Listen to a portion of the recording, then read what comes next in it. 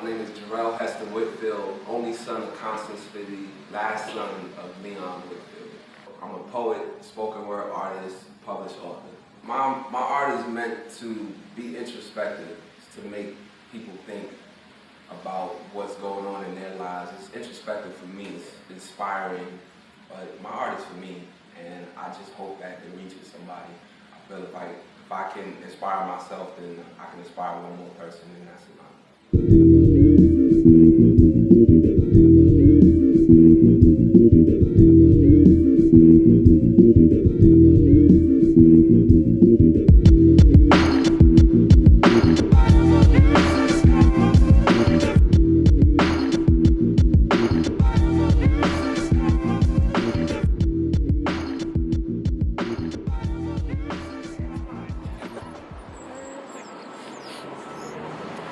In the heat of the moment, an officer could lose his cool. He stressed from bills, wishing he was still in school. His engineering skills turned into cheap thrills of pulling brown boys over, giving them deep chills. Pulls over whoever he feels, at will. At lights, whoop whoop. At stop signs, whoop whoop. He seeks eye, but hides behind shield. Soccer dad on the weekend, but with a uniform on, he's a soldier on the killing fields. The corners of my neighborhood, his command post. He's a smart-ass kid away in an extra long day from going Rambo. Bed-Stuy, Brooklyn, a little too much for him to handle. A wife and a newborn, a handful. His career is an anvil, an anchor, a pain, a sore, a canker. 3 overnight shifts leads to anger, rage. This his 8th year on the force. He's still chasing dope boys half his age. Huffing and puffing, cause he's overweight. So you know he cuffing anybody over 8. He loves the law, it's just the niggas he hates. The dark shades, the gold chains, the dreadlocks, the box braids, the white tees, the black J's, the rims, the Capris, the Chevrolets, the limo window tints, the fiends, the Johns, the bimbos, the pimps, the bloods, the crips, the gangs. There's just not enough trees for us to hang on. But there's enough streets for us to bang on. Hood shit claims the mind. There's a war going on, and the law lays the mines, the claymores. They ride around town with the windows down. The sweet scent of agony, it smells like Claiborne. Spray on the misery. To him, it just complements the imagery. Like, fuck them, let them burn. Let them idolize the industry. They talk that tough shit on them videos, but if I catch them out here in these streets, it's whoop, whoop. That's the sound of the police. Whoop, whoop. That's the sound of the beast. Red light, blue light, hands up, freeze. Now if the projects got the roaches, then the rest of us the fleas on the big dog of the law. They got a grip of fear on the people. Pit bull jaw, lock, Glock, 9 cock, no safety, no running from the Jakes, B, no hiding from the Jakes, son, especially the snake ones, the vultures. They circle around my neighborhood, preying on the culture. Red light, blue light, hands up like you supposed to. Don't be no fool, cause in the heat of the moment, an officer could lose his cool. I'm from Queens, man. I'm from Jamaica, Queens, specifically Springfield Gardens, Southeast Queens. So my mom hated to hear me say I was from the hood. All the elements that I can go to Flint and recognize, or go to Dallas and recognize, that's what the hood is to me. It's like, oh, y'all do the same stuff that we do, right? Oh, yeah, y'all do quarter waters too, you know, and all of that. So in that aspect, it was love. Because, and it was community too. Like, we had a neighborhood watch in my block, you know, so my block, a residential neighborhood, but at the end of the block it was a crack house. My mom is such a G.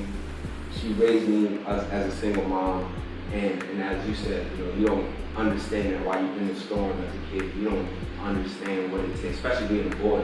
You don't get what it takes to be a woman, to raise a boy, to be a woman, period, a black woman, a single mom. So I could go like 1,000 pages on my mom and what she instilled in me. People like, you know, I knew it when I was 2. I didn't know anything. I didn't know shit. I was bumbling around until I got to college. And I got to college in my freshman year, maybe a month and a half into it. Like, I just was so frustrated with my experience. I went to HBCU. I expected it to be the Wayne Way, and you know, I wrote my frustrations out in a poem. And it wasn't even something, I guess that's when you say, oh, like when it bites you. It wasn't like I had claimed to be a poet and like, I'm gonna write a poem because I'm a poet. It was just, I was frustrated and I didn't know any other way to write it, you know. I'm from New York, so I feel like anybody born and raised there was an MC at some point, you know. When I expressed it, I wrote it, then it got to the Miss Morgan, who was the, you know, the princess of the school, and they had this big talent show. She was like, you do it, you need to enter it. I had never been in front of people, I had never performed in front of people. This was my first freshman year thing. The talent show was like in front of the whole school. It was like 3,000 people. And you know, I get up there, I stumble, I stutter, you know, they do that, oh, it's okay. But it wasn't okay, I was terrified. But after I finished the poem, I got a standing ovation, you know, and this is from seniors and all, because at the end of the day, they related to what I was saying. You know, I wasn't trying to be super poetic and everything. I was able to express my frustrations.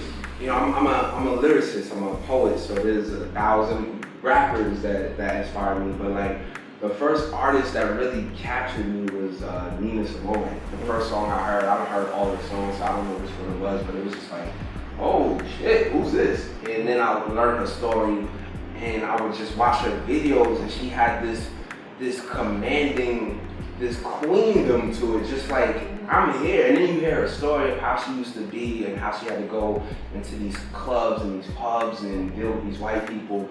And the way she carried it, it was just so domineering. It stuck with me. The greatest lesson, to keep it really simple, is that the work is never done. There is no best line, there is no best poem, there's no best song, there is no the greatest feat. If you're a true artist, you're always gonna keep aspiring. You know, I think of Nas, and everybody wants to claim that Nas's first album was his best album. Debatable, depending on who you ask, but like, if that was his crown achievement, we would have never got 10 more albums.